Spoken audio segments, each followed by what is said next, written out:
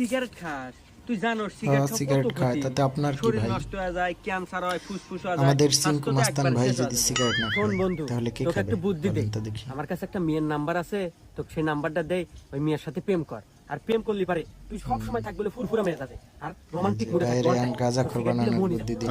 তাই নাকি বন্ধু? ভাই একটু যা, পরে আজকে দেখবেন থেকে সিগারেট খাওয়া একবারে গাঁজা বাদ। সিনিংয়ের খাইতেছে। নাম্বার দে। ভিডিওটা সম্পূর্ণ না দেখলে বুঝতে পারবেন না, ভাই একটু পরেই গাঁজাখোর হবে।